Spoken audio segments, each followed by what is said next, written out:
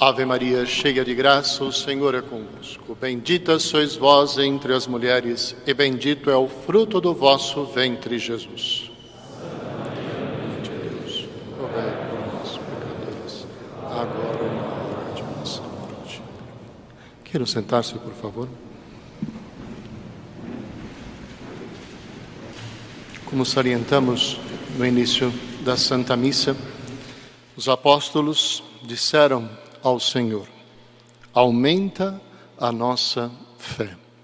Quantas vezes ouviram nosso Senhor dizer àqueles que vinham buscar uma cura, buscar um milagre, e Jesus dizer: a tua fé te salvou, a tua fé te curou, vai, seja feita segundo a tua fé.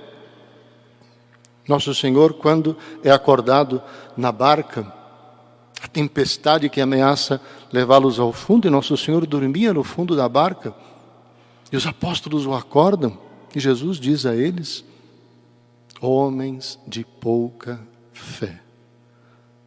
Pedem eles então: aumenta, Senhor, a nossa fé.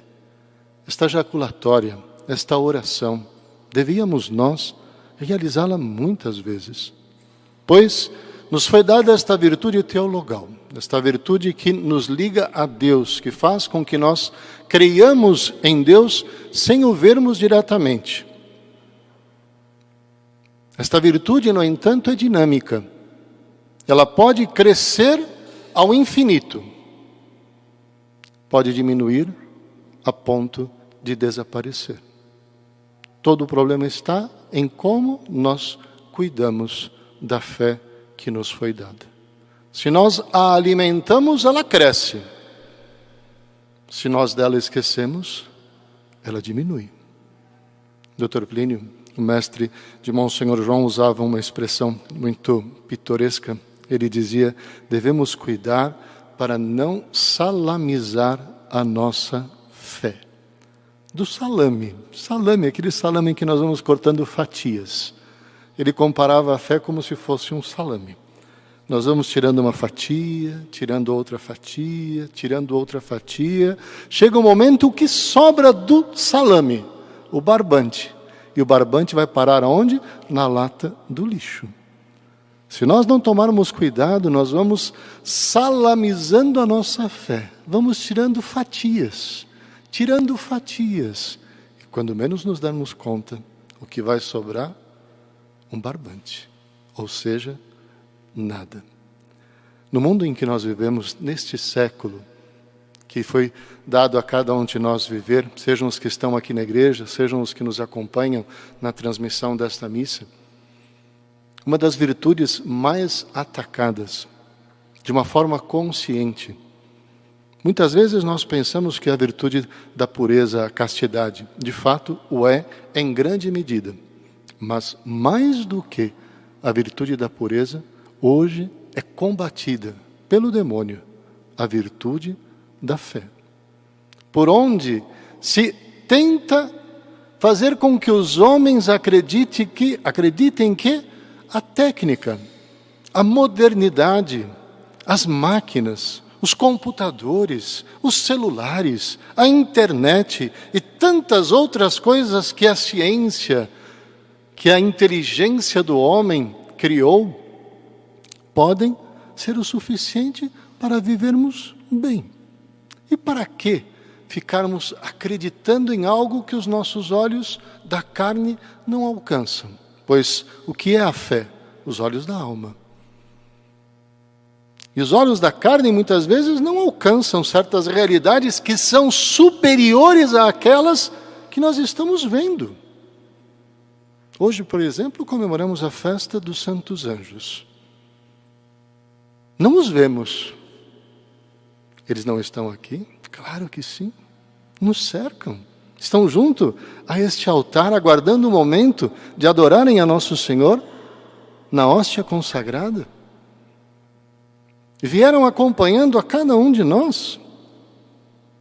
Não nos abandonaram essa noite, aliás, não nos abandonam desde o momento em que nascemos. Temos um anjo que nos acompanha, que nos protege, que nos guarda. No entanto, o que faz com que nós creiamos na presença dos anjos? A fé. Se nós não alimentarmos esta presença, esse crer na presença dos anjos, conversarmos com o nosso anjo da guarda, expormos a ele os nossos problemas, pedirmos que ele nos auxilie nisso ou naquilo, agradecermos. Quando o fazemos, o que estamos fazendo? Alimentando a nossa fé. A fé, como diz o apóstolo São Tiago, sem as obras é morta. E nós vamos traduzir a nossa fé nas obras que nós realizamos. Se não as realizarmos, como podemos dizer que somos homens e mulheres de fé? A fé também pode adormecer.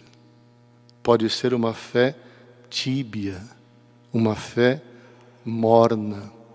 Eu creio, mas, enfim, é um crezinho assim, pequenininho, que o primeiro obstáculo me impede de crer mais.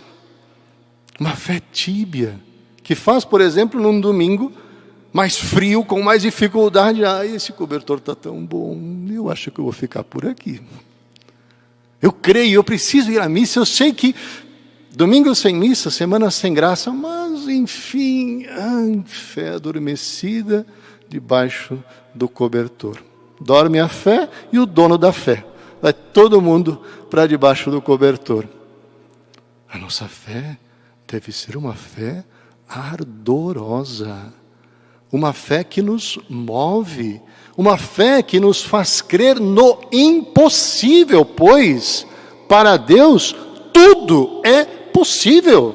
Ora, se eu creio nele, por que não crer no impossível? Quantas coisas impossíveis nós vemos serem realizadas diante dos nossos olhos. Estamos aqui numa igreja.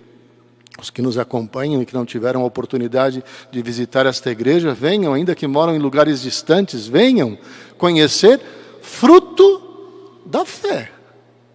Quem viveu nesse lugar há alguns anos atrás, bem sabe que tudo parecia impossível.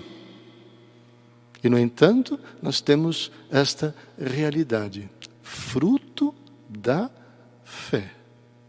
Daquele que crê que pode realizar o que parece ser impossível. São Cura de Ars, em determinado momento, foi visitado por um jovem que estava com a sua fé abalada. E ele perguntou: Senhor Cura, o senhor crê realmente em tudo que está escrito na Sagrada Escritura? Claro que sim, respondeu São Cura de Ars.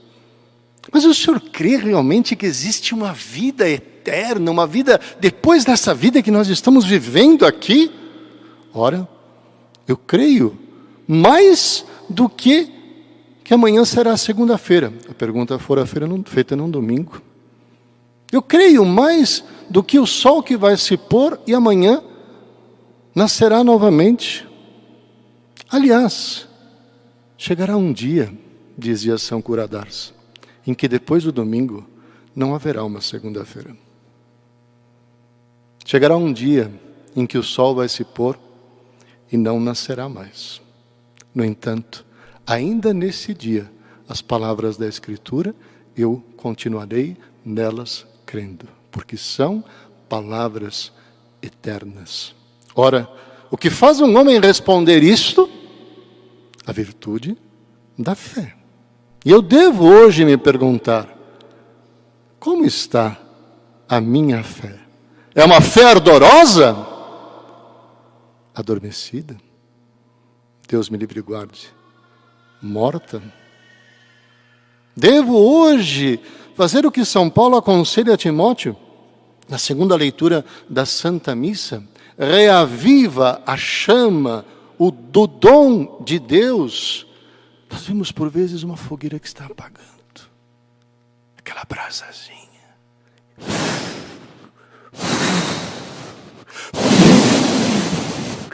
começa a soprar, não pode deixar apagar, temos que fazer com que o fogo pegue novamente. Se nós percebemos hoje que a nossa fé está, enfim, não tão acesa quanto deveria estar, nós vivemos dias difíceis.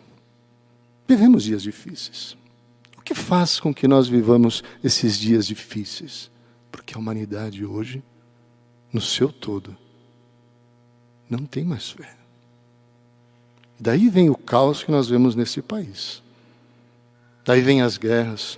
Esta guerra que nós pensávamos, um país vai invadir o outro, eliminar rapidinho, etc. E vai se estendendo por meses e por meses, e ameaças, e ameaças, e ameaças. E aonde vai parar tudo isso? Fruto da falta de fé. Viver somente para esta vida, para o poder, para o ter. Quem tem fé, quem crê na vida eterna, quem crê em Deus, não age desta forma. Não está preocupado com o ter, mas sim com o ser. O ser aquilo que Deus de nós deseja. Há 100 anos atrás, nos Estados Unidos, converteu-se ao catolicismo do protestantismo uma jovem, de nome Graça, Minford, se eu não me engano, era o sobrenome dela. E ela, convertida, em determinado momento, decide entrar para a vida religiosa. Torna-se dominicana. O pai, mas muito rico, não ficou nem um pouco contente. Nem com a conversão e nem com a decisão de entrar para a vida religiosa. E tentou de todas as formas fazer com que a filha voltasse atrás. Passa-se o tempo, ela convicta, fé ardorosa, manteve-se firme. O pai adoece, manda chamá-la. E ela, claro, vai para rezar junto ao pai, ajudá-lo. Percebia-se que era uma doença que provavelmente o levaria para diante de Deus. Normalmente nós falamos para a morte, não é isso? Mas o que significa a morte é comparecer diante daquele que nós acreditamos ou não que existe. O fato é que, tendo fé ou não, todos lá um dia compareceremos. Ela visita o pai. E o pai diz, minha filha, eu quero, nesses últimos momentos de vida, lhe fazer uma oferta. Abandone essa vida que você abraçou. Não é para você. Olha essa casa. Olha o que eu tenho para lhe dar. Eu lhe ofereço agora, minha filha, 12 milhões de dólares. Serão seus, para você começar a sua vida. Esqueça essas bobagens. Esqueça essa história de ficar servindo a um Deus que você não vê. Não era uma soma pequena. Tanto mais que nós estamos aqui há 100 anos atrás. Façam as contas aqui, quanto daria isso aqui no Brasil e quantas coisas poderiam se fazer com esses centavos que ele estava oferecendo. Ela não titubeou, disse, meu pai, agradeço de coração a vossa oferta, mas o meu Pai do céu me fez uma oferta mais alta. Isso é ter fé. O que valem 12 milhões diante da eternidade? O que vale tudo que este mundo possa nos oferecer para deixarmos de lado este prêmio que Deus reserva para nós? E Ele afirma, eu serei a vossa recompensa demasiadamente grande. Ora, viver em busca desta recompensa, para vivermos em busca dela, é necessário alimentarmos continuamente a virtude da fé. O justo vive pela fé, como nos afirma Abacuque. Aliás, Deus afirma através do profeta Abacuque na primeira leitura da missa de hoje. Abacuque viveu 6 séculos antes de nosso Senhor Jesus Cristo, no reinado de Joaquim, um rei de Judá péssimo, orgulhoso, mentiroso, falso, perseguia ao próprio povo. muito diferente do mundo de hoje, mas enfim, estamos aí há 2.600 anos atrás e o mundo vai se renovando e trazendo muitas coisas do passado. Mas Abacuque reza a Deus, nós temos alguns trechos, hoje a leitura tem vários, são versículos saltados. Reza a Deus pedindo a Deus que desse um basta em tudo aquilo.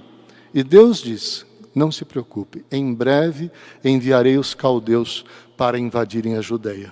E Abacuque diz, mas Senhor, a emenda vai ficar pior que o soneto. É um povo pagão, vai trazer morte, vai nos perseguir.